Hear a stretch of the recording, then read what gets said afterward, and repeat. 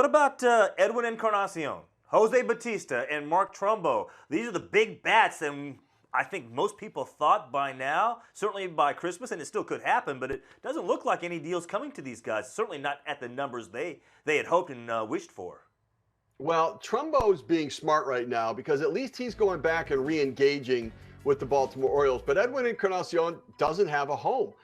He rejected the 4-year, $80 million deal he got from the Blue Jays, hoping to get a 5-year, $125 million offer. And the reality is he doesn't have any offers right now anywhere close to what the Blue Jays extended him. He doesn't have a 4-year deal on the table. He doesn't have $20 million a year on the table. And for Jose Bautista, he should have taken the qualifying offer. At 37 years old, he's far more like Matt Holliday and Carlos Beltran. He's a 1-year investment for any team. The problem is he's got first pick, draft pick compensation attached to him. Nobody wants to give that up for a 1-year deal for a 37-year-old outfielder. He may be the guy that gets punished the most. Edwin will find a job, and it will be a multi-year deal. I keep thinking Texas is the play there. I really expect Trumbo to go back to Baltimore at some point and sign there. For Bautista, I really think he may not sign until after the June draft, where there's no compensation attached. I don't think the Blue Jays are a soft landing spot for him to go back home again. I think they've moved on.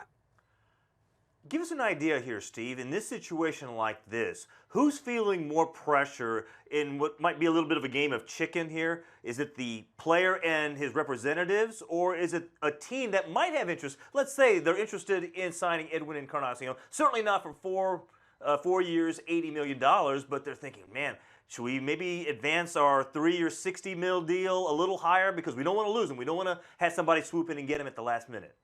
Yeah, I think the pressure's on the agent and the player right now because it's a deep market. The supply far exceeds the demand, and therefore it is a buyer's market, no question about that. And I think for every player, you can say, okay, well, Edwin's here, but if the price is too much, well, we can sign Trumbo. But if Trumbo's here and the price is too much, we can sign Chris Carter, and the gap between the three of them is, there is one, but it's not as significant as you think, and you shouldn't pay exponentially more for the better player in the difference between who's out there. So there's a lot of different ways to go. Plus, remember, the trade market is stock full of talent as well.